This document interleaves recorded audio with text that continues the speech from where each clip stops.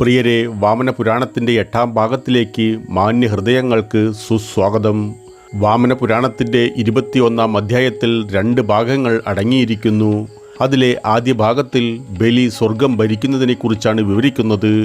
യുദ്ധക്കളത്തിൽ നിന്ന് ഓടിപ്പോകുന്ന അസുരന്മാരെ കണ്ട് ശക്തനായ ബാണാസുരൻ അവരെ രക്ഷിക്കാൻ സന്നദ്ധനായി. ബാണാസുരൻ്റെ വരവ് പരാജിതരായ അസുരന്മാരുടെ മനോവീര്യം വർദ്ധിപ്പിച്ചു. അതിനാൽ അവർ ദേവന്മാരുമായി യുദ്ധം ചെയ്യാൻ മടങ്ങിയെത്തി. അവർക്കെതിരായി ധീരമായി പോരാടാൻ ദേവന്മാരോട് വിഷ്ണു ഉപദേശിച്ചുകൊണ്ട് യുദ്ധക്കളത്തിൽ നിന്നും അപ്രത്യക്ഷനായി. വിഷ്ണുവിൻ്റെ അഭാവത്തിൽ ദേവന്മാർ അസുരന്മാരുടെ ശക്തിക്ക് മുന്നിൽ മത്സരിക്കില്ലെന്ന് കരുതി ശുക്രാചാര്യർ അസുരന്മാർക്ക് അവരുടെ വിജയം ഉറപ്പു നൽകുന്നു. വീണ്ടും ഒരു ഘോര യുദ്ധം ആരംഭിച്ചു. ബലി തൻ്റെ ഗദ ഉപയോഗിച്ച് ദേവന്മാരെ ക്രൂരമായി ആക്രമിച്ചു. ബാണാസുരൻ തൻ്റെ 1000 കൈകളാൽ ദേവസൈന്യത്തെ തകർക്കുന്നു. ഒടുവിൽ ആ യുദ്ധത്തിൽ ദേവന്മാർ പരാജയപ്പെട്ടു. സ്വർഗം അസുരന്മാരുടെ നിയന്ത്രണത്തിലായി. പരാജിതരായ ദേവന്മാർ സ്വർഗം ഉപേക്ഷിച്ച് ബ്രഹ്മലോകത്ത് അഭയം പ്രാപിച്ചു. ബന്ധുക്കളുടെ സഹായത്തോടെ ബലി സ്വർഗം ഭരിക്കുന്നു. ഒരു ദിവസം ബലി തൻ്റെ പിതാമഹനായ പ്രഹ്ലാദനെ സ്വർഗത്തിലേക്ക് വിളിച്ചു വരുത്തി സ്വർഗത്തിൻ്റെ ഭരണാധികാരിയാകുവാൻ അഭ്യർത്ഥിച്ചു. പക്ഷേ പ്രഹ്ലാദൻ ആ അഭ്യർത്ഥന നിരസിക്കുകയാണ് ചെയ്തത്. എല്ലാം ഉപേക്ഷിച്ച് യോഗയുടെ പാത തിരഞ്ഞെടുത്തതിനാൽ വീണ്ടും എനിക്ക് ലൗകിക കാര്യങ്ങളിൽ ആസക്തി ഉണ്ടാവുന്നത് ഉചിതമല്ല. നിങ്ങളുടെ വീരത്വം നിമിത്തം നിങ്ങൾ ദേവന്മാരിൽ നിന്ന് സ്വർഗം തട്ടിയെടുത്തതിനാൽ സ്വർഗം നിങ്ങളുടേതാണ്. ഒരു രാജാവിൻ്റെ കടമകളെക്കുറിച്ചും ധർമ്മം, അർത്ഥം, കാമം, മോക്ഷം എന്നിവ നേടാൻ സഹായിക്കുന്ന പുണ്യകർമ്മങ്ങളെക്കുറിച്ചും തനിക്ക് ബോധവൽക്കരണം നൽകണമെന്ന് ബലി പ്രഹ്ലാദനോട് അഭ്യർത്ഥിച്ചു. ലോകത്തിൻ്റെ അനുഗ്രഹത്തിനായി നീതിപൂർവം ഭരിക്കാൻ പ്രഹ്ലാദൻ ബലിയെ ഉപദേശിക്കുന്നു. 3 ജാതികളുടെയും സേവനത്തിൽ ഏർപ്പെടുവാനും അങ്ങനെ അവരുടെ വിശ്വസ്തത നേടിയെടുക്കുവാനും അദ്ദേഹം ബലിയെ ഉപദേശിക്കുന്നു. പ്രഹ്ലാദൻ തുടർന്നു, ആളുകൾ അവരുടെ ധർമ്മം അചഞ്ചലമായി പിന്തുടരുമ്പോൾ സദ്ഗുണം വർദ്ധിക്കും. സദ്ഗുണത്തിൻ്റെ വർധനവ് ഒരു രാജാവിനെ ഒരു പ്രശ്നവുമില്ലാതെ ഭരിക്കാൻ സഹായിക്കുന്നു. പ്രഹ്ലാദൻ്റെ ഉപദേശപ്രകാരം നീതിപൂർവം ഭരിക്കാൻ ബലി സമ്മതിച്ചു. പ്രിയരെ, 21-ാം അധ്യായത്തിലെ 2-ാം ഭാഗത്തിൽ ബലിയിൽ അടങ്ങിയിരിക്കുന്ന മഹത്വങ്ങളെക്കുറിച്ചാണ് വിവരിക്കുന്നത്. പുലസ്ത്യൻ പറയുന്നു, ബലിയുടെ നീതിപൂർവമായ ഭരണം കലിയുഗത്തെ സത്യുഗമാക്കി മാറ്റി. അദ്ദേഹത്തിൻ്റെ പ്രജകൾ പോലും തപസ്, യജ്ഞം തുടങ്ങിയ പുണ്യപ്രവൃത്തികളിൽ ഏർപ്പെട്ടു. അവർ അഹിംസ അനുഷ്ഠിക്കുകയും എപ്പോഴും സത്യം മാത്രം പറയുകയും ചെയ്തു. ഒരു ദിവസം ത്രൈലോക്യ ലക്ഷ്മി ദേവി ബലിയെ സമീപിച്ച് പറഞ്ഞു, താങ്കൾ ഒരു അനിഷേധ്യനായ രാജാവായതിനാൽ ഞാൻ താങ്കളെ അനുഗ്രഹിക്കാൻ ആഗതയായതാണ്. ഇന്ദ്രനെ പോലും തോൽപ്പിച്ച 3 ലോകങ്ങളുടെയും നിയന്ത്രണം താങ്കൾക്കുണ്ട്. ഇത്രയും ഒഴിഞ്ഞ് ലക്ഷ്മി ദേവി ബലിയുടെ ശരീരത്തിൽ പ്രവേശിച്ചു. ബലിയുടെ ഭരണകാലത്ത് അദ്ദേഹത്തിൻ്റെ പ്രജകൾ സന്തുഷ്ടരും സമ്പന്നരുമായിരുന്നു. ആർക്കും വിശപ്പിൻ്റെ വേദന അനുഭവപ്പെട്ടില്ല. എല്ലാവരുടെയും ആഗ്രഹങ്ങൾ സഫലമായി. ബലിയുടെ ഭരണകാലത്ത് സാർവത്രികവും മതപരമായ മനോഭാവത്തിനും ഉണ്ടായിരുന്ന പ്രാധാന്യം അതുല്യമായിരുന്നു. അദ്ദേഹത്തിൻ്റെ രാജ്യത്തുടനീളം സമൃദ്ധി നിലനിന്നു. പ്രിയരെ, വാമന പുരാണത്തിൻ്റെ 22-ാം അധ്യായത്തിൽ പുരാണ കഥകളാണുള്ളത്. ഈ അധ്യായത്തിൽ 7 ഭാഗങ്ങൾ അടങ്ങിയിരിക്കുന്നു. അതിലെ ആദ്യ ഭാഗത്തിൽ ദുന്ദു അശ്വമേധ യാഗം നടത്തുന്നു. പുലസ്ത്യൻ പറഞ്ഞു തുടങ്ങി, തൻ്റെ തീർത്ഥാടന വേളയിൽ പ്രഹ്ലാദൻ മാനസതീർത്ഥം, കൗശികി, ദേവനാഥ്, ഹസ്തിനപുരം തുടങ്ങിയ നിരവധി പുണ്യസ്ഥലങ്ങൾ സന്ദർശിച്ചു. ഒടുവിൽ അദ്ദേഹം യമുന തീരത്തെത്തി. അവിടെ വെച്ച് ത്രിവിക്രമനെ, അതായത് വാമനനെ ആരാധിച്ചു. വാമനന്റെ പേര് പരാമർശിച്ചതിനാൽ നാരദൻ ആശ്ചര്യപ്പെട്ടുകൊണ്ട് പുലസ്ത്യനോട് ചോദിച്ചു, ഭഗവാൻ വിഷ്ണു ഈ സന്ദർഭത്തിൽ വാമന അവതാരമെടുത്തിട്ടില്ല, പിന്നെ എങ്ങനെയാണ് അദ്ദേഹത്തിൻ്റെ ക്ഷേത്രം സന്ദർശിക്കുവാനായത്? പുലസ്ത്യൻ മറുപടി പറഞ്ഞു, കശ്യപ മഹർഷിക്ക് ദുന്ദു എന്നൊരു അസുരപുത്രനുണ്ടായിരുന്നു. ബ്രഹ്മാവ് ദുന്ദുവിന് അമർത്യത നൽകി അനുഗ്രഹിച്ചു. കാലക്രമേണ ദുന്ദു ദേവന്മാരെ പരാജയപ്പെടുത്തുന്നു. സ്വർഗത്തിൽ നിന്ന് അവരെ പുറത്താക്കിയതിൻ്റെ ഫലമായി അവർക്ക് ബ്രഹ്മലോകത്ത് അഭയം തേടേണ്ടി വന്നു. ദേവതകൾ ബ്രഹ്മലോകത്ത് വസിക്കുന്നുണ്ടെന്ന് തിരിച്ചറിഞ്ഞ ദുന്ദു ബ്രഹ്മലോകത്തെ ആക്രമിക്കാൻ തീരുമാനിച്ചു. അദ്ദേഹം അസുരന്മാരുമായി കൂടിയാലോചിച്ചപ്പോൾ അവർക്ക് ബ്രഹ്മലോകത്തേക്ക് എത്തുക അസാധ്യമാണെന്ന് അവർ വെളിപ്പെടുത്തി. മുനി ശുക്രാചാര്യർ പറഞ്ഞു, ഇന്ദ്രൻ 100 അശ്വമേധ യാഗങ്ങൾ നടത്തിയതിൻ്റെ പുണ്യത്താൽ അദ്ദേഹത്തിന് ബ്രഹ്മലോകത്തേക്ക് പോകുവാൻ കഴിഞ്ഞു. ബ്രഹ്മലോകത്ത് എത്താൻ താങ്കൾ ആഗ്രഹിക്കുന്നുവെങ്കിൽ നിങ്ങളും അശ്വമേധ യാഗം നടത്തേണ്ടി വരും. ദുന്ദു അശ്വമേധ യാഗം നടത്താൻ സന്നദ്ധത പ്രകടിപ്പിച്ചു. ദേവിക നദിയുടെ തീരത്ത് ശുക്രാചാര്യർ അശ്വമേധ യാഗത്തിനുള്ള ഒരുക്കങ്ങൾ ആരംഭിക്കുന്നു. യാഗച്ചടങ്ങിന് മേൽനോട്ടം വഹിക്കാൻ തൻ്റെ ശിഷ്യന്മാരെയും ഭാർഗവ വംശത്തിലെ മറ്റു ചില മുനിമാരെയും അദ്ദേഹം നിയോഗിച്ചു. അശ്വമേധ യാഗം ആരംഭിച്ചു. പാരമ്പര്യമനുസരിച്ച് ഒരു കുതിരയെ അഴിച്ചുവിടുന്നു. ദുന്ദു നടത്തുന്ന ഈ അശ്വമേധ യാഗത്തെക്കുറിച്ച് ദേവന്മാർ അറിഞ്ഞപ്പോൾ അവർ ഭയന്ന് വിറച്ചു. ദുന്ദു ബ്രഹ്മലോകത്ത് എത്താതിരിക്കാൻ യാഗം തടസ്സപ്പെടുത്തണമെന്ന് വിഷ്ണുവിനോട് അഭ്യർത്ഥിക്കുന്നു. ദേവന്മാരെ ബോധ്യപ്പെടുത്തിയ ശേഷം വിഷ്ണു വാമന രൂപത്തിൽ ദുന്ദു അശ്വമേധയാഗം നടത്തുന്ന സ്ഥലത്തേക്ക് പോയി. ദേവിക നദിയിൽ പ്രവേശിച്ച് തൻ്റെ പദ്ധതി പ്രകാരം മുങ്ങാൻ തുടങ്ങി. നദിയിൽ മുങ്ങിത്താഴ്ന്ന് മരണവെപ്രാളം കൊള്ളുന്നത് കണ്ട അസുരൻ അവനെ രക്ഷിക്കാനോടി. നദിയിൽ നിന്ന് പുറത്തെടുത്ത ശേഷം അവൻ ആരാണെന്ന് അന്വേഷിച്ചു. കുള്ളൻ വാമനൻ പറഞ്ഞു, ഞാൻ പ്രഭാസിൻ്റെ ഇളയ മകനാണ്. എൻ്റെ പേര് ഗദിബാസ്. എൻ്റെ ജ്യേഷ്ഠൻ നേത്രബാസ്. ഞങ്ങളുടെ പിതാവിൻ്റെ മരണശേഷം എൻ്റെ ജ്യേഷ്ഠൻ സ്വത്തിൽ എനിക്ക് അർഹമായ പങ്ക് നൽകിയില്ല. ഞാൻ നിർബന്ധിച്ചപ്പോൾ അവൻ എന്നെ ഈ നദിയിലേക്ക് എറിഞ്ഞു. യാഗം നടത്തിയിരുന്ന ബ്രാഹ്മണൻ ദുന്ദുവിനോട് ഗദിബാസിന് സമ്പത്ത് ദാനം ചെയ്യാൻ അഭ്യർത്ഥിച്ചു. ദുന്ദു സമ്മതിച്ചുകൊണ്ട് പറഞ്ഞു, നിങ്ങളുടെ എല്ലാ ആഗ്രഹങ്ങളും നിറവേറ്റാൻ ഞാൻ തയ്യാറാണ്. നിങ്ങൾക്ക് ഇഷ്ടമുള്ളതെന്തും ആവശ്യപ്പെടുക. 3 ചുവടുകൾ അളന്നെടുക്കുവാനുള്ള ഒരു ചെറിയ ഭൂമി ഗദിബാസ് ആവശ്യപ്പെട്ടു. അപ്പോൾ ഭഗവാൻ വിഷ്ണു തൻ്റെ ഭീമാകാരമായ രൂപം വെളിപ്പെടുത്തി. ആദ്യ ചുവട് കൊണ്ട് ഭൂമി മുഴുവൻ മൂടി. രണ്ടാമത്തെ ചുവടുവെപ്പ് സ്വർഗത്തെ മൂടി. മൂന്നാമത്തെ ചുവടുവെപ്പിന് സ്ഥലമില്ലായിരുന്നു. കോപാകുലനായി തൻ്റെ മൂന്നാമത്തെ ചുവടുവെപ്പ് ദുന്ദുവിൻ്റെ മുതുകിൽ വച്ചു. അതിൻ്റെ ഫലമായിട്ട് അദ്ദേഹം ചതഞ്ഞരഞ്ഞ് മരിച്ചു. അദ്ദേഹത്തിൻ്റെ ഭാരത്തിൻ്റെ ആഘാതത്തിൽ 1000 യോജനകൾ വിസ്തൃതിയുള്ള ഒരു വലിയ ഗർത്തം രൂപപ്പെട്ടു. വിഷ്ണു ഭഗവാൻ ദുന്ദുവിൻ്റെ മൃതദേഹം ആ കുഴിയിലേക്ക് എറിഞ്ഞു. കഥ പൂർത്തിയാക്കിയ ശേഷം പുലസ്ത്യൻ നാരദനോട് പറയുന്നു, ദുന്ദുവിൻ്റെ ദുഷ്ടപദ്ധതികളെ പരാജയപ്പെടുത്തുവാൻ ഭഗവാൻ വിഷ്ണു ആദ്യമായി ത്രിവിക്രമനായത് ഇങ്ങനെയാണ്. ദുന്ദുവിനെ കൊന്ന സ്ഥലത്ത് സ്ഥിതി ചെയ്യുന്ന വാമന ക്ഷേത്രത്തിലാണ് പ്രഹ്ലാദൻ സന്ദർശനം നടത്തിയത്. 22-ാം അധ്യായത്തിൻ്റെ 2-ാം ഭാഗത്തിൽ പുരൂരവൻ തൻ്റെ ഭംഗി വീണ്ടെടുക്കുന്നു. പുലസ്ത്യൻ പറയുന്നു, ത്രിവിക്രമനെ പൂജിച്ച ശേഷം പ്രഹ്ലാദൻ ലിംഗഭേദക പർവ്വതത്തിൽ പോയി ശങ്കരനെ പൂജിച്ചു. കേദാർ തീർത്ഥം, ബദ്രികാശ്രമം, ഭദ്രകർണൻ, വിഭാശം തുടങ്ങിയ നിരവധി പുണ്യസ്ഥലങ്ങളും അദ്ദേഹം സന്ദർശിച്ചു. ഒടുവിൽ അദ്ദേഹം ഇരാവതിയിലെത്തി. ആ സർവശക്തനായ ഭഗവാനെ ആരാധിച്ചു. ആരുടെ അനുഗ്രഹത്താലാണ് പുരൂരവന് തൻ്റെ ഭംഗി വീണ്ടെടുക്കുവാൻ കഴിഞ്ഞത് എന്ന് അറിയുവാൻ നാരദൻ ജിജ്ഞാസ പ്രകടിപ്പിക്കുന്നു. പുലസ്ത്യൻ തുടർന്നു, ഒരിക്കൽ സുധർമ്മൻ എന്ന ധനികനായ ഒരു വ്യാപാരി സുരാഷ്ട്ര മരുഭൂമിയിലൂടെ കടന്നു പോകുമ്പോൾ കൊള്ളക്കാർ അദ്ദേഹത്തെ ആക്രമിച്ച് എല്ലാ സ്വത്തുക്കളും കൊള്ളയടിച്ചു. നിരാശനായ അദ്ദേഹം മരുഭൂമിയിലൂടെ ഒരു ഭ്രാന്തനെപ്പോലെ അലഞ്ഞു നടക്കുവാൻ തുടങ്ങി. ഇടയിൽ അദ്ദേഹം ഒരു വന്യമരം കണ്ടു. അതിൻ്റെ തണലിൽ വിശ്രമിക്കാൻ തീരുമാനിച്ചു. ആ മരത്തിൽ നിരവധി പ്രേതങ്ങൾ വസിച്ചിരുന്നു. സുധർമ്മനെ കണ്ടപ്പോൾ പ്രേതങ്ങളുടെ തലവൻ എവിടേക്കാണ് പോകുന്നതെന്ന് അദ്ദേഹത്തോട് ചോദിച്ചു. സുധർമ്മൻ തൻ്റെ ദുഃഖകരമായ കഥ അവനോട് പറയുന്നു. അക്കഥ പ്രേതങ്ങളെ വളരെയധികം ദുഃഖിപ്പിച്ചു. പ്രേതങ്ങളുടെ തലവൻ പറഞ്ഞു, നിങ്ങൾ നിരാശപ്പെടരുത്. നിങ്ങൾ സമ്പത്ത് കൈവശം വയ്ക്കാൻ വിധിക്കപ്പെട്ടിട്ടുണ്ടെങ്കിൽ വീണ്ടും സമ്പന്നനാകും. പക്ഷേ നിങ്ങളുടെ നഷ്ടപ്പെട്ട സമ്പത്തിനെക്കുറിച്ച് വിഷമിക്കുന്നത് ആരോഗ്യത്തെ ദോഷകരമായി ബാധിക്കുകയും ദുർബലമാക്കുകയും ചെയ്യും. അവരുടെ നേതാവിൻ്റെ നിർദ്ദേശപ്രകാരം പ്രേതങ്ങൾ വിശക്കുന്ന സുധർമ്മന് ഭക്ഷണം നൽകി. വിശപ്പ് ശമിച്ചതിന് ശേഷം സുധർമ്മൻ പ്രേതങ്ങളുടെ നേതാവിനോട് ചോദിച്ചു, നിങ്ങൾ ആരാണ്? ഈ വിജനമായ കാട്ടിൽ വെച്ച് നിങ്ങളാൽ എങ്ങനെയാണ് ഇത്രയും രുചികരമായ ഒരു വിഭവം നൽകാൻ കഴിഞ്ഞത്? പ്രേതങ്ങളുടെ തലവനപ്പോൾ മറുപടി പറഞ്ഞു, ഞാൻ എൻ്റെ മുൻജന്മത്തിൽ ഒരു ബ്രാഹ്മണനായിരുന്നു. എൻ്റെ പേര് സോമശർമ്മൻ എന്നായിരുന്നു. ഞാൻ അത്യധികം ദരിദ്രനായിരുന്നു. എന്നാൽ എൻ്റെ അയൽക്കാരൻ സോമശ്രവൻ ധനികനും സമ്പന്നനുമായ ഒരു വ്യാപാരിയായിരുന്നു. ദരിദ്രനായ ബ്രാഹ്മണനായതിനാൽ എനിക്ക് എൻ്റെ മതപരമായ കർത്തവ്യങ്ങൾ നിർവഹിക്കാൻ കഴിഞ്ഞില്ല. ഒരിക്കൽ എല്ലാ ജാതികളിൽ നിന്നുമുള്ള ആളുകൾ ശ്രവണദ്വാദശിയുടെ ശുഭകരമായ അവസരത്തിൽ പുണ്യസ്നാനം ചെയ്യാൻ ഇരാവതി, നദ്വാല നദികളിൽ തടിച്ചുകൂടി. ഞാൻ അവരെ പിന്തുടർന്ന് സ്നാനം നടത്തിയ ശേഷം ആവശ്യമായ എല്ലാ ആചാരങ്ങളും അനുഷ്ഠിച്ചു. ദരിദ്രനായതിനാൽ കുട, ചെരുപ്പുകൾ, മധുരപലഹാരങ്ങൾ, തൈര് തുടങ്ങിയ പ്രാധാന്യമല്ലാത്ത വസ്തുക്കൾ ദാനം ചെയ്യാൻ എനിക്ക് കഴിഞ്ഞു. എൻ്റെ ജീവിതത്തിലെ ആദ്യത്തേതും അവസാനത്തേതുമായ ദാനകർമ്മമായിരുന്നത്. എൻ്റെ മരണശേഷം ഞാനൊരു പ്രേതമായി മാറി. എൻ്റെ കൂട്ടാളികളും അവരുടെ മുൻജന്മത്തിൽ ഒന്നും ദാനം ചെയ്തിട്ടില്ല. നിങ്ങൾ ഇപ്പോൾ ആസ്വദിച്ച രുചികരമായ ഭക്ഷണം എൻ്റെ മുൻജന്മത്തിലെ ദാനം ചെയ്ത ഭക്ഷണത്തിൻ്റെ പുണ്യമൂലമാണ്. ഈ വന്യവൃക്ഷം കുട ദാനം ചെയ്തതിൻ്റെ പുണ്യമൂലമാണ്. അക്കഥ കേട്ട് സോമശർമ്മൻ അത്ഭുതപ്പെട്ടു. പ്രേതങ്ങളുടെ നേതാവിനോട് എനിക്ക് നിങ്ങൾക്കായി എന്തെങ്കിലും സഹായം ചെയ്യാനാകുമോ എന്ന് ചോദിച്ചു. പ്രേതയോനിയിൽ നിന്ന് മുക്തി നേടാൻ ഗയയിൽ പിണ്ഡദാനം നടത്താൻ സുധർമ്മൻ അദ്ദേഹത്തോട് അപേക്ഷിച്ചു.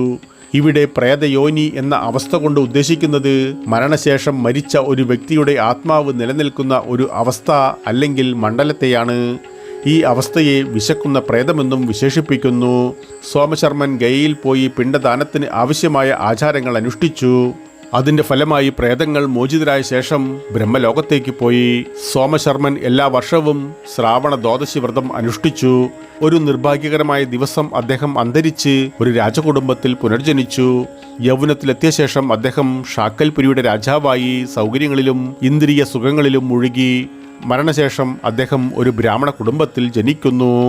വിരൂപനായിരുന്നെങ്കിലും എല്ലാ വേദങ്ങളിലും അദ്ദേഹം നല്ല പാണ്ഡിത്യമുള്ളവനായിരുന്നു. കുറച്ചു വർഷങ്ങൾക്ക് ശേഷം വിവാഹിതനായി. അദ്ദേഹത്തിൻ്റെ പത്നി അദ്ദേഹത്തിൻ്റെ വിരൂപമായ രൂപത്തെ കളിയാക്കുമായിരുന്നു. അത് അദ്ദേഹത്തെ അലോരസപ്പെടുത്തി. ഇരാവതിയിൽ പോയി പൂർണ്ണ ഭക്തിയോടെ അദ്ദേഹം ജഗന്നാഥനെ ആരാധിച്ചു. ഭഗവാൻ ജഗന്നാഥൻ്റെ അനുഗ്രഹത്താൽ വിരൂപമായ രൂപം സുന്ദരമായി മാറി. തുടർന്ന് അദ്ദേഹം വളരെ സംതൃപ്തമായ ദാമ്പത്യ ജീവിതം ആസ്വദിച്ചു. മരണാനന്തരം അദ്ദേഹം പുരൂരവ രാജാവായി പുനർജനിക്കുന്നു. പ്രിയരെ, 22-ാം അധ്യായത്തിലെ 3-ാം ഭാഗത്തിൽ നക്ഷത്ര പുരുഷന്റെ വിവരണം നൽകുന്നു. മഹാവിഷ്ണുവിനെ പ്രീതിപ്പെടുത്തുവാൻ പുരൂരവ രാജാവ് അനുഷ്ഠിച്ച നക്ഷത്ര പുരുഷൻ എന്ന തപസ്സിനെക്കുറിച്ച് നാരദമുനി പുലസ്ത്യനോട് ചോദിക്കുന്നു. പുലസ്ത്യൻ വിശദീകരിച്ചു. എല്ലാ നക്ഷത്രങ്ങളും ഭഗവാൻ വിഷ്ണുവിൻ്റെ ശരീരത്തിൻ്റെ വിവിധ ഭാഗങ്ങളിൽ വസിക്കുന്നു. മൂലനക്ഷത്രം അദ്ദേഹത്തിൻ്റെ പാദങ്ങളിലും, രോഹിണി നക്ഷത്രം തുടകളിലും, അശ്വിനി നക്ഷത്രം കാൽമുട്ടുകളിലും, പൂർവാഷാഢം, ഉത്തരാഷാഢം എന്നിവ നെഞ്ചിലും വസിക്കുന്നു. എല്ലാ നക്ഷത്രങ്ങളുടെയും ഉടമയായ ഭഗവാൻ വിഷ്ണുവിനെ ക്രമാനുഗതമായും ആചാരങ്ങൾക്കനുസരിച്ചും ആരാധിക്കുന്ന ഒരു ഭക്തന് മോചനം ലഭിക്കും. ഭഗവാൻ വിഷ്ണുവിൻ്റെ വിവിധ അവയവങ്ങളെ ആരാധിക്കുന്നത് നല്ല ആരോഗ്യവും രോഗരഹിതമായ ജീവിതവും നേടാൻ സഹായിക്കുന്നു. ഈ തപസ്സിൽ സന്തുഷ്ടനാവുന്ന ഭഗവാൻ വിഷ്ണു ഭക്തന് തേജസ്സും മധുരമായ ശബ്ദവും നൽകുന്നു. ഈ തപസ്സിൻ്റെ വിജയകരമായ പൂർത്തീകരണത്താൽ അരുന്ധതി വലിയ പ്രശംസ നേടി. ഒരു പുത്രനെ ആഗ്രഹിക്കുന്നതിലൂടെ ആദിത്യൻ തൻ്റെ പ്രശസ്തനായ മകൻ രേവന്തൻ്റെ രൂപത്തിൽ സ്വന്തം ആഗ്രഹം നിറവേറ്റി. ഈ തപസ് വിജയകരമായി പൂർത്തിയാക്കിയ ശേഷം അപ്സരസുകളായ രംഭയും മേനകയും യഥാക്രമം സമാനതകളില്ലാത്ത സൗന്ദര്യവും മധുരതരമായ ശബ്ദവും നേടി. പുരൂരവൻ തൻ്റെ രാജ്യം വീണ്ടെടുത്തു. അങ്ങനെ ഈ തപസ് ചെയ്തവൻ്റെ ആഗ്രഹം നിറവേറ്റി. പ്രിയരെ, 22-ാം അധ്യായത്തിലെ 4-ാം ഭാഗത്തിൽ പ്രഹ്ലാദൻ്റെ തീർത്ഥാടനത്തെക്കുറിച്ച് വിവരിക്കുന്നു. പുലസ്ത്യൻ പറഞ്ഞു തുടങ്ങി. പ്രഹ്ലാദൻ ഇരാവതി നദിയിലെ ഋഷികന്യ എന്ന പുണ്യസ്ഥലത്തേക്ക് പോയി പുണ്യസ്നാനം ചെയ്തു. അതിനുശേഷം സമീപത്തുള്ള ക്ഷേത്രത്തിൽ ജനാർദ്ദനനെ ആരാധിച്ച ശേഷം കുരുക്ഷേത്രത്തിലേക്കുള്ള യാത്ര തുടർന്നു. അവിടെ എത്തിയ ശേഷം അദ്ദേഹം കുരുധ്വജനെ ആരാധിക്കുകയും നരസിംഹ ക്ഷേത്രത്തിൽ ദർശനം നടത്തുകയും ചെയ്തു. ദേവിക നദിയിൽ പുണ്യസ്നാനം ചെയ്ത ശേഷം അദ്ദേഹം ഗോകർണ തീർത്ഥത്തിലേക്ക് പോയി. അവിടെ പ്രാചീ നദിയിൽ കുളിച്ച് വിശ്വകർമ്മനെ ആരാധിച്ചു. ഒടുവിൽ നിരവധി പുണ്യസ്ഥലങ്ങൾ സന്ദർശിച്ച ശേഷം അദ്ദേഹം മധുനന്ദിനിയിലെത്തി. അവിടെ കൈകളിൽ സുദർശന ചക്രവും ത്രിശൂലവും വഹിക്കുന്ന ഭഗവാൻ ശിവനെയും ഭഗവാൻ വിഷ്ണുവിനെയും ആരാധിച്ചു. അത് കേട്ട് നാരദൻ അത്ഭുതപ്പെട്ടുകൊണ്ട് പുലസ്ത്യനോട് ചോദിച്ചു, എന്തുകൊണ്ടാണ് ശിവനും വിഷ്ണുവും സുദർശന ചക്രവും ത്രിശൂലവും ഒരുമിച്ച് വഹിക്കുന്നത്? ഉത്തരമായി മറ്റൊരു കഥ വിവരിച്ചുകൊണ്ട് പുലസ്ത്യൻ പറഞ്ഞു തുടങ്ങി. പുരാതന കാലത്ത് ജലോദ്ഭവൻ എന്നൊരു ശക്തനായ അസുര രാജാവുണ്ടായിരുന്നു. അയാൾ കഠിനമായ തപസ്സിലൂടെ ബ്രഹ്മാവിൽ നിന്നും അമർത്യത ആഗ്രഹിക്കുകയും അദ്ദേഹം പ്രസാദിക്കുകയും ചെയ്തു. വരം ലഭിച്ചതിന് ശേഷം അഹങ്കാരിയായി ദേവന്മാരെയും ഋഷികളെയും പീഡിപ്പിക്കാൻ തുടങ്ങി. ദേവന്മാർ വിഷ്ണുവിങ്കൽ അഭയം തേടി. ശിവനെ കാണാൻ അവർ വിഷ്ണുവിനോടൊപ്പം ഹിമാലയ പർവ്വതത്തിലേക്ക് പോയി. വിഷ്ണുവും ശിവനും അവരുടെ ആയുധങ്ങൾ പരസ്പരം കൈമാറിക്കൊണ്ട് അസുരനെ കൊല്ലാൻ പോയി. അസുരൻ ദേവന്മാരെ ഭയന്ന് അടുത്തുള്ള ഒരു നദിയിൽ ഒളിച്ചു. നദിയുടെ എതിർകരയിൽ വിഷ്ണുവും ശിവനും അവനെ കാത്തിരുന്നു. അവർ രണ്ടുപേരും പോയിരിക്കുമെന്ന് കരുതി കുറച്ചു കഴിഞ്ഞ് ജലോദ്ഭവൻ നദിയിൽ നിന്ന് പുറത്തു വന്ന് ഹിമാലയ പർവ്വതത്തിൻ്റെ മുകളിലേക്ക് കയറി. ഇരു ദേവന്മാരും അദ്ദേഹത്തെ പിന്തുടർന്നു. ശിവൻ തൻ്റെ ചക്രായുധത്താൽ ജലോദ്ഭവനെ ആക്രമിച്ചപ്പോൾ വിഷ്ണു ത്രിശൂലം ഉപയോഗിച്ച് അവൻ്റെ നെഞ്ചിൽ കുത്തി. ജലോദ്ഭവൻ മരിച്ച് ഹിമാലയ പർവ്വതത്തിൽ നിന്നും താഴെ വീണു. കഥ പൂർത്തീകരിച്ച ശേഷം പുലസ്ത്യൻ വിശദീകരിച്ചു. ഇതാണ് ഭഗവാൻ വിഷ്ണുവും ഭഗവാൻ ശങ്കരനും ആയുധങ്ങൾ കൈമാറിയതിനുള്ള കാരണം.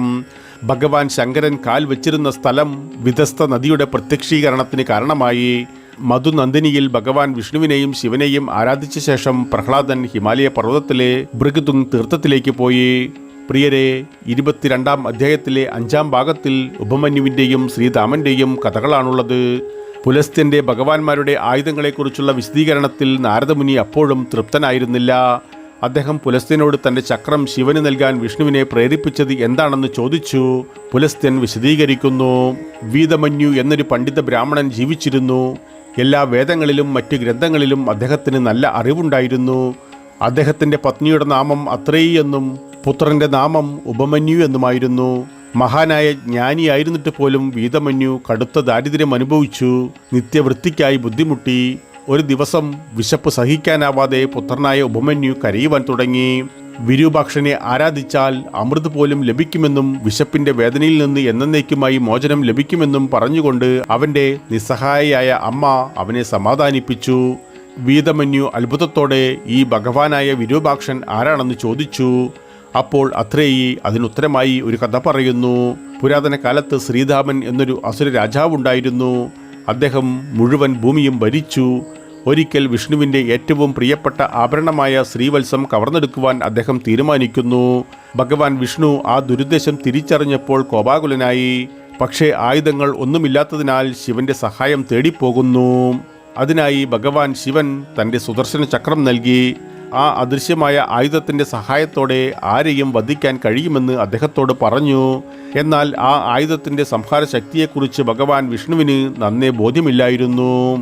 അത് ശിവനിൽ തന്നെ പരീക്ഷിക്കാനുള്ള ആഗ്രഹം അദ്ദേഹം പ്രകടിപ്പിച്ചു. ശിവൻ അതിന് സമ്മതിക്കുന്നു. വിഷ്ണു സുദർശന ചക്രം ശിവന് നേരെ പ്രയോഗിച്ചു. തൽഫലമായി ഭഗവാൻ ശിവന്റെ ശരീരം 3 ഭാഗങ്ങളായി ഛേദിക്കപ്പെട്ടു. വിശ്വേശൻ, യജ്ഞേശൻ, യജ്ഞയജ്ഞകൻ എന്നീ പേരുകളിൽ അവർ അറിയപ്പെട്ടു. അതോടെ ഭഗവാൻ വിഷ്ണു സന്തുഷ്ടനായി. നന്ദി പ്രകടിപ്പിക്കാനായി ശിവന് നമസ്കാരം അർപ്പിച്ചു. വിഷ്ണു ഭഗവാൻ ശ്രീധാമൻ താമസിച്ചിരുന്ന പർവ്വതത്തിലേക്ക് പോയി സുദർശന ചക്രം ഉപയോഗിച്ച് അവൻ്റെ തല ഛേദിച്ചു. അസുരനെ കൊന്ന ശേഷം ഭഗവാൻ തൻ്റെ വാസസ്ഥലമായ ക്ഷീരസാഗരത്തിലേക്ക് മടങ്ങി. കഥ പൂർത്തിയാക്കിയ ശേഷം അത്രേയി ഉപമന്യുവിനോട് വിരൂപാക്ഷന്റെ മഹത്വം ഇപ്രകാരമാണെന്ന് വിവരിച്ചു. വിരൂപാക്ഷനെ പ്രീതിപ്പെടുത്തുവാൻ ഉപമന്യു കഠിനമായ തപസ്സു ചെയ്തു. അതിൻ്റെ ഫലമായി ജീവിതത്തിൽ ഒരിക്കലും വിശപ്പ് തോന്നിയിട്ടില്ല. പ്രിയരെ, വാമന പുരാണത്തിൻ്റെ 22-ാം അധ്യായത്തിലെ 6-ാം ഭാഗം ഗജേന്ദ്രൻ്റെയും മുതലയുടെയും കഥ വിവരിക്കുന്നു. ഗജേന്ദ്രൻ മുതലയുടെ വായിൽ നിന്ന് എങ്ങനെ മോചിതനായെന്ന് വിവരിക്കുവാൻ നാരദ മഹർഷി പുലസ്ത്യനോട് അഭ്യർത്ഥിക്കുന്നു. പുലസ്ത്യൻ പറയുന്നു, ത്രികുട പർവ്വതത്തിനടുത്തുള്ള ഒരു ജലാശയത്തിൽ ഒരു മുതല വസിച്ചിരുന്നു. ഒരു ദിവസം ദാഹിച്ചു വലഞ്ഞ ഒരു ആന ദാഹം ശമിപ്പിക്കാൻ അവിടെയെത്തി. ദുഷ്ടനായ മുതല ആനയുടെ കാലിൽ പിടിച്ച് ജലാശയത്തിൻ്റെ മധ്യഭാഗത്തേക്ക് വലിച്ചിഴച്ചു. മുതലയുടെ പിടിയിൽ നിന്ന് സ്വയം മോചിപ്പിക്കാൻ ആന പരമാവധി ശ്രമിച്ചു. പക്ഷേ വിജയിച്ചില്ല. നിസ്സഹായതയോടെ തൻ്റെ ഏറ്റവും വലിയ ആശ്രയമായ ഭഗവാൻ വിഷ്ണുവിനെ ആരാധിക്കാൻ തുടങ്ങി. തുമ്പിക്കൈകൊണ്ട് ഒരു താമരപ്പൂ പറിച്ചെടുത്ത് ഒരു സ്തോത്രം ജപിച്ചു. ഈ പ്രപഞ്ചത്തിൻ്റെ ഉത്ഭവത്തിന് ആധാരമായ ആ ഭഗവാൻ വിഷ്ണുവിന് നമസ്കാരം. ഋഷിമാർ ആരാധിക്കുന്ന സർവ്വവ്യാപിയായ ഭഗവാൻ വിഷ്ണുവിന് നമസ്കാരം. വിശ്വേശ്വരൻ, ശ്രീഹരി, സനാതന പുരുഷൻ എന്നീ പേരുകളിലും അറിയപ്പെടുന്ന ഭഗവാൻ വിഷ്ണുവിനെ ഞാൻ ശരണം പ്രാപിക്കുന്നു. ഇങ്ങനെ ആന ഭഗവാൻ വിഷ്ണുവിനെ വളരെ ഭക്തിയോടെ സ്തുതിച്ചു. ആനയുടെ ഭക്തിയിൽ സംപ്രീതനായ ഭഗവാൻ വിഷ്ണു തൻ്റെ സുദർശന ചക്രം ഉപയോഗിച്ച് ആ ദുഷ്ടമുതലയെ കൊന്ന് ആനയെ മോചിപ്പിച്ചു. വാസ്തവത്തിൽ ഈ മുതല മറ്റാരുമല്ല, ദേവലമുനിയുടെ ശാപത്തിനു ശേഷം മുതലയുടെ രൂപം പ്രാപിച്ച ഗന്ധർവൻ ഹുഹുവായിരുന്നു. അവൻ ശാപത്തിൽ നിന്ന് മുക്തനായി സ്വർഗത്തിലേക്ക് പോയി. ഭഗവാൻ വിഷ്ണു ആനയെ സ്പർശിച്ചു. അതോടെ അത് ഒരു ദിവ്യ മനുഷ്യനായി രൂപാന്തരപ്പെട്ടു. അങ്ങനെ ഭഗവാൻ വിഷ്ണുവിൻ്റെ അനുഗ്രഹത്താൽ ഇരുവരും മോചിതരായി. പ്രിയരെ, 22-ാം അധ്യായത്തിലെ 7-ാം ഭാഗത്തിൽ സാരസ്വത സ്തോത്രത്തിൻ്റെ മഹത്വത്തെക്കുറിച്ചാണ് പ്രസ്താവിക്കുന്നത്. പുലസ്ത്യൻ പറയുന്നു, ബ്രാഹ്മണരോട് ശത്രുത പുലർത്തിയിരുന്ന ഒരു ക്ഷത്രിയൻ അക്കാലഘട്ടത്തിൽ ജീവിച്ചിരുന്നു. മരണാനന്തരം അവനൊരു അസുരനായി പുനർജനിക്കുകയും ദുഷ്ടകാര്യങ്ങളിൽ മുഴുകി ജീവിതം ചെലവഴിക്കുകയും ചെയ്തു. ഒരിക്കൽ ഒരു സന്യാസി തപസ്സു ചെയ്യുന്നത് അയാൾ കണ്ടു. സന്യാസിയെ വിഴുങ്ങാൻ അസുരൻ ആഗ്രഹിച്ചു. പക്ഷേ ആ ശ്രമം പരാജയപ്പെടുന്നു. കാരണം സന്യാസി വിഷ്ണു പഞ്ചര സ്തോത്രം ജപിച്ചുകൊണ്ട് സ്വയം സംരക്ഷിച്ചു. അങ്ങനെ ധ്യാനമയക്കത്തിൽ നിന്ന് ഉണരുവാൻ അദ്ദേഹം 4 മാസത്തോളം സന്യാസിക്കായി കാത്തിരുന്നു. ധ്യാനം പൂർത്തിയാക്കിയ ശേഷം ദുർബലനായ ഒരു അസുരൻ തന്നെ കാത്തിരിക്കുന്നത് കണ്ട് സന്യാസി അത്ഭുതപ്പെടുന്നു. അവൻ്റെ വ്യക്തിത്വത്തെക്കുറിച്ചും അവിടെ കാത്തിരിക്കുന്നതിൻ്റെ ഉദ്ദേശത്തെക്കുറിച്ചും അദ്ദേഹം അസുരനോട് ചോദിച്ചു. നിങ്ങളെ വിഴുങ്ങാൻ ഉദ്ദേശിച്ചാണ് ഞാൻ വന്നതെന്നും എന്നാൽ വിഷ്ണു പഞ്ചര സ്തോത്രത്താൽ നിങ്ങൾ സ്വയം സംരക്ഷിക്കപ്പെട്ടതിനാൽ എൻ്റെ ശ്രമത്തിൽ ഞാൻ പരാജയപ്പെട്ടുവെന്നും അസുരൻ പറഞ്ഞു. നിങ്ങളുടെ ആത്മീയ നേട്ടങ്ങളിൽ ഞാൻ വളരെ ആകൃഷ്ടനാണ്. നിങ്ങളിൽ നിന്നും അത് പഠിക്കാൻ ഞാൻ ആഗ്രഹിക്കുന്നു. എൻ്റെ ജീവിതത്തിൽ ഞാൻ നിരവധി പാപങ്ങൾ ചെയ്തിട്ടുണ്ട്. അതിനാൽ അവയിൽ നിന്ന് എങ്ങനെ മോചനം നേടാൻ കഴിയുമെന്ന് പറയൂ, അസുരൻ അഭ്യർത്ഥിച്ചു. എന്നാൽ സന്യാസി അവനെ വിശ്വാസത്തിലെടുക്കുവാൻ തയ്യാറായില്ല. ഞാൻ ഒരിക്കലും ഒരസുരന് ധർമ്മോപദേശം നൽകില്ലെന്ന് അസുരനോട് പറഞ്ഞു. മറ്റേതെങ്കിലും ബ്രാഹ്മണന്റെ സഹായം തേടിപ്പോകൂ എന്ന് അദ്ദേഹം അസുരനെ ഉപദേശിച്ചു. അസുരൻ മറ്റൊരു ബ്രാഹ്മണനെ അന്വേഷിച്ചു. മറ്റൊരു ദിവസത്തിൽ മറ്റൊരു ബ്രാഹ്മണൻ തപസ് ചെയ്യുന്നത് കണ്ട് അയാളെ പിടികൂടി. ഭയചകിതനായി ബ്രാഹ്മണൻ അസുരനോട് അഭ്യർത്ഥിച്ചു, ഈ ഫലം എൻ്റെ ഗുരുവിന് കൊടുത്തിട്ട് ഞാൻ മടങ്ങുന്നതുവരെ കാത്തിരിക്കുക. എന്നാൽ അത് ബ്രാഹ്മണന്റെ രക്ഷപ്പെടുവാനുള്ള ശ്രമമാണെന്ന് കരുതി അസുരൻ അദ്ദേഹത്തെ പോകുവാൻ അനുവദിച്ചില്ല. ആശങ്കാകുലനായ ബ്രാഹ്മണൻ കത്തുന്ന തീയിന്റെ അടുത്തേക്ക് പോയി സഹായം അഭ്യർത്ഥിച്ചു. പെട്ടെന്ന് സരസ്വതി ദേവി സ്വയം പ്രത്യക്ഷപ്പെടുകയും ബ്രാഹ്മണനെ ആശ്വസിപ്പിക്കുകയും ചെയ്യുന്നു. ഭയപ്പെടേണ്ട, എൻ്റെ അനുഗ്രഹത്താൽ നിങ്ങൾക്ക് അസുരന്റെ ആഗ്രഹത്തിനുള്ള മാർഗങ്ങൾ വിവരിക്കാൻ കഴിയും. ബ്രാഹ്മണനെ അനുഗ്രഹിച്ച ശേഷം സരസ്വതി ദേവി അപ്രത്യക്ഷയായി. ബ്രാഹ്മണൻ സാരസ്വത സ്തോത്രം അസുരന് പറഞ്ഞുകൊടുത്തു. നിങ്ങൾ ഒരു ദിവസം 3 തവണ ഈ സ്തോത്രം ജപിക്കണം. കൃഷ്ണൻ, ഹൃഷികേശൻ, വാസുദേവൻ, ജനാർദ്ദനൻ, ജഗന്നാഥൻ എന്നീ പേരുകളിലും അറിയപ്പെടുന്ന ഭഗവാൻ ഹരിയെ ഞാൻ നമസ്കരിക്കുന്നു. എന്നെ എൻ്റെ പാപങ്ങളിൽ നിന്ന് മോചിപ്പിക്കണമേ. ശേഷനാഗത്തിൽ ശയിക്കുന്നവനും ശംഖുചക്രഗത കയ്യിൽ ധരിക്കുന്നവനുമായ ഭഗവാൻ വിഷ്ണുവിനെ ഞാൻ നമസ്കരിക്കുന്നു. എൻ്റെ പാപങ്ങളിൽ നിന്ന് അവൻ എന്നെ മോചിപ്പിക്കട്ടെ. ഒരു മരക്കഷ്ണത്തിൽ അഗ്നി എങ്ങനെ പ്രത്യക്ഷപ്പെടുന്നുവോ അതുപോലെ ഓരോ ആത്മാവിലും സ്വയം പ്രത്യക്ഷപ്പെടുന്ന ഭഗവാൻ വിഷ്ണുവേ, എൻ്റെ പാപങ്ങളിൽ നിന്ന് നിങ്ങൾ എന്നെ മോചിപ്പിക്കട്ടെ. സാരസ്വത വിഷ്ണു സ്തോത്രം ദിവസവും ജപിച്ചാൽ പാപങ്ങളിൽ നിന്ന് മോചനം ലഭിക്കുമെന്ന് ബ്രാഹ്മണൻ അസുരനോട് പറഞ്ഞുകൊടുത്തു. അതിൽ സന്തുഷ്ടനായ അസുരൻ സാരസ്വത വിഷ്ണു സ്തോത്രം ജപിച്ചതിന് പ്രകാരം അദ്ദേഹം തൻ്റെ പാപങ്ങളിൽ നിന്ന് മുക്തി നേടുകയും അത്യന്തം വിഷ്ണുലോകം പോകുകയും ചെയ്തു. പ്രിയരെ, വാമനപുരാണത്തിൻ്റെ 8ാം ഭാഗം ഇവിടെ നിർത്തട്ടെ. 9ാം ഭാഗത്തിൽ ബലിരാജാവിൻ്റെ അശ്വമേധ യാഗവുമായി ബന്ധപ്പെട്ട കഥയുമായി വരാം. ഇപ്പോൾ നന്ദി, നമസ്കാരം.